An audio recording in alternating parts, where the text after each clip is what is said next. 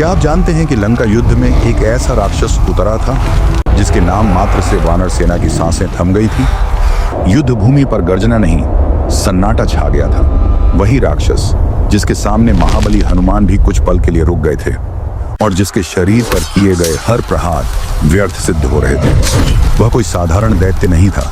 उसके हर कदम पर धरती फटती थी। उसकी सांसों से पर्वत कांप उठते थे। न गदा उसे डिगा सकी, न पर्वत उसे हिला सके। और जब वानर सेना की सारी शक्ति असफल हो गई, तब उसका वध करने के लिए स्वयं भगवान विष्णु के अवतार को अपना दिव्य पराक्रम प्रकट करना पड़ा। आज हम बात करेंगे हनुमान बनाम कुंभकर्ण की, लेकिन उस युद्ध की जिसका असली सच बहुत कम लोग जानते हैं। यह कहानी है त्रेता युग के उस निर्णायक क्षण की, जब श्री राम की वानर सेना और रावण के राक्षसों के बीच लंका की धरती पर प्रलय उतर चुका था। युद्ध भूमि रक्त से लाल हो चुकी थी। चारों ओर टूटे हुए अस्त्र, बिखरे शव और कराहों की गूंज थी। रावण, जो स्वयं को अजेय समझता था, अब हार के कगार पर खड़ा था। उसके अधिकांश महारथी हनुमान, लक्ष्मण, अंगद, नल, नील और वानर वीरों के हाथों मारे जा चुके थे।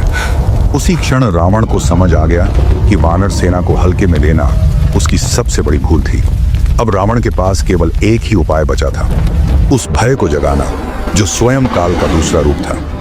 रावण ने स्मरण किया अपने उस भाई का जिसका नाम सुनकर देवता भी कांप उठते थे, कुंभकर्ण। पर कुंभकर्ण उस समय गहरी मृत्यु समान निद्रा में डूबा हुआ था। वह निद्रा जो किसी साधारण थकान की नहीं, बल्कि ब्रह्मा जी के वरदान की देन थी। कहा जाता है कि जब कुंभकर्ण ने ब्रह्मा जी की घोर तपस्या की थी, तब वरदान मांगते समय देवी सरस्वती उसकी जिह्वा पर विराजमान हो गई। इंद्रासन मांगने के स्थान पर उसके मुख से निकल गया निद्रासन, और उसी क्षण ब्रह्मा जी ने उसे वर्ष में 6 महीने की गहरी निद्रा और केवल 1 दिन जागने का वरदान दे दिया। लेकिन यह निद्रा किसी कमजोर राक्षस की नहीं थी। कुंभकर्ण वह योद्धा था जिसे भगवान शिव और ब्रह्मा जी से असंख्य सिद्धियां प्राप्त थीं। वह ऐसा दैत्य था जिसने पहले भी अनेक देवताओं को युद्ध में परास्त किया था। लंका संकट में थी। राक्षसों ने कुंभकर्ण को जगाने के लिए हर उपाय किया। ढोल नगाड़े बजाए गए, उसके विशाल शरीर में भाले चुभोए गए, कानों में शंख फूंके गए, लेकिन वह पहाड़ जैसा शरीर मृत्यु समान गहरी निद्रा में अड़िग पड़ा रहा। तब एक सेनापति को उपाय सूझा। सुगंधित और स्वादिष्ट पकवान मंगवाए गए, और जैसे ही भोजन की तीव्र सुगंध उसकी नासिकाओं तक पहुंची, उस पर्वताकार देह में हलचल हुई। नींद से जागते ही कुंभकर्ण ने भयानक गर्जना की, किसकी मृत्यु आई है जिसने मेरी निद्रा भंग की? उसकी आवाज से लंका की दीवारें थरथरा उठी। रावण ने उसके सामने लंका की दुर्दशा रखी। पहले तो कुंभकर्ण ने अधर्म का मार्ग अपनाने पर अपने भाई को धिक्कारा, पर अंततः भाई होने के धर्म में बंधकर वह उठ खड़ा हुआ। उसके हर कदम पर धरती फटती थी, हर श्वास में मृत्यु की आहट थी। और फिर वह कुंभकर्ण रणभूमि की ओर बढ़ चला। कुंभकर्ण को रणभूमि की ओर बढ़ते देख वानर और भालू सेना में भगदड़ मच गई। तभी वानर सेनापति अंगद की गर्जना गूंजी, वीरों, कायरों की तरह भागना नहीं, मरना है तो युद्ध करते हुए मरो। अंगद की पुकार से वानर सेना फिर से खड़ी हुई, लेकिन अगले ही क्षण कुंभकर्ण ने उन्हें पैरों तले रौंदना शुरू कर दिया। कई वानरों को हाथों से मसल डाला तो कई को दांतों तले चबा गया। वानर राज सुग्रीव, अंगद, नल और नील जैसे महावीरों ने एक साथ उस पर प्रहार किया, लेकिन कुंभकर्ण ने एक ही झटके में सभी को दूर फेंक दिया। तभी भालुओं के राजा जामवंत ने अपनी पूरी शक्ति से उस पर प्रहार किया। कुंभकर्ण क्षण भर के लिए धरती पर गिरा, पर अगले ही पल घायल शेर की तरह दहाड़ता हुआ फिर खड़ा हो गया। कोई भी योद्धा उसके सामने एक पल भी टिक नहीं पा रहा था। तभी जामवंत ने हनुमान जी का स्मरण किया। अगले ही क्षण महाबली हनुमान कुंभकर्ण के सामने आ खड़े हुए और उन्होंने भी अपना रूप उसके समान ही विशाल बना लिया। हनुमान गरजे, अहंकारी कुंभकर्ण, इन निर्दोष वानरों पर अपनी शक्ति क्यों दिखाता है? हिम्मत है तो मुझसे युद्ध कर। कुंभकर्ण घमंड से हंसा और बोला, हनुमान, आज तुम्हारा अंतिम दिन है, बच सको तो बचना। यह कहते हुए उसने मंत्रों से सिद्ध किया हुआ शूलास्त्र हनुमान जी की ओर फेंका। वह अस्त्र हवा को चीरता हुआ प्रलय की गर्जना करता चला, लेकिन हनुमान जी ने अपनी गदा घुमाई और शूलास्त्र टकराते ही चिंगारियों में बदलकर चूर चूर हो गया। अब कुंभकर्ण ने अपनी राक्षसी माया से अग्न्यास्त्र का आवाहन किया। आकाश से आग के विशाल गोलों की वर्षा होने लगी, पर हनुमान पवन पुत्र थे। उन्होंने वायव्यास्त्र का प्रयोग किया और एक भयानक बवंडर उठा जिसने समस्त ज्वालाओं को निगल लिया। क्रोध से उन्मत्त होकर कुंभकर्ण ने पन्नगास्त्र छोड़ा।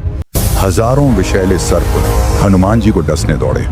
तब हनुमान ने अपने आराध्य गरुड़ देव का स्मरण कर गरुड़ास्त्र चलाया। पलक झपकते ही आकाश में विशाल गरुड़ प्रकट हुए और सभी सर्पों को नष्ट कर दिया। कुंभकर्ण स्तब्ध रह गया। यह वानर उसकी हर माया को काट रहा था। अंततः उसने भगवान शिव से प्राप्त अपना प्रधान शूल उठाया और पूरे बल से हनुमान के सीने में भोंक दिया। वे गंभीर रूप से घायल होकर धरती पर गिर पड़े। यह दृश्य देख कुंभकर्ण ठहाके लगाने लगा। लक्ष्मण यह देख अगबबूला हो उठे और कुंभकर्ण को युद्ध के लिए ललकारा, लेकिन दैत्य हंसते हुए बोला, तुम अभी बालक हो, मैं अपना समय व्यर्थ नहीं करूंगा। अपने बड़े भाई राम को भेजो। क्रोधित लक्ष्मण ने बाणों की वर्षा कर दी, पर उन बाणों का कुंभकर्ण पर कोई प्रभाव न पड़ा। वह श्री राम और लक्ष्मण दोनों का उपहास करने लगा। उसी क्षण हनुमान ने अपने सीने से शूल को बाहर खींचकर तोड़ दिया और फिर से कुंभकर्ण पर टूट पड़े। उनके गदा प्रहार से कुंभकर्ण बुरी तरह घायल होकर धरती पर गिर पड़ा, लेकिन कुछ समय बाद वह फिर उठ खड़ा हुआ।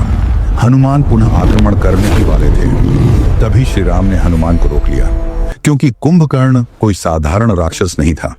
पूर्व जन्म में वह सतयुग का हिरण्याक्ष था और उससे भी पहले वह भगवान विष्णु का द्वारपाल विजय था। वही विजय जिसे सनत कुमारों के श्राप ने राक्षस योनि में जन्म लेने को विवश किया था और जिसके लिए यह निश्चित कर दिया गया था कि उसका वध केवल भगवान विष्णु के अवतार के हाथों ही होगा। जब श्री राम रणभूमि में उतरे तो कुंभकर्ण ने भयंकर हुंकार भरते हुए कहा, आ गए राम, मैं तुम्हारा ही इंतजार कर रहा था। अब संभालो मेरे इस ब्रह्मास्त्र को। इतना कहते ही उसने ब्रह्मास्त्र चला दिया। पल भर में चारों दिशाओं में कुंभकर्ण ही कुंभकर्ण दिखाई देने लगे। रणभूमि माया से भर गई, पर मायापति भगवान श्री राम ने एक ऐसा दिव्य अस्त्र चलाया जिसने उस सारी माया को भस्म कर दिया। क्षण भर में भ्रम समाप्त हो गया और कुंभकर्ण अब किसी भी प्रकार की माया रचने में असमर्थ हो गया। हताशा और क्रोध से भरकर कुंभकर्ण श्री राम की ओर पूरे वेग से दौड़ा। तभी श्री राम ने पहला शक्तिशाली बाण चलाया जिसने उसे धरती पर पटक दिया। दूसरे बाण से उसका अभेद्य कवच चकनाचूर हो गया। तीसरे बाण ने उसकी एक भुजा को शरीर से अलग कर दिया। इसके बाद श्री राम ने 2 दिव्य बाण एक साथ चलाए और कुंभकर्ण के दोनों चरण उखाड़ फेंके। अंततः कोदंड से छोड़े गए उस अंतिम प्रलयंकारी बाण ने कुंभकर्ण का शीश धड़ से अलग कर दिया।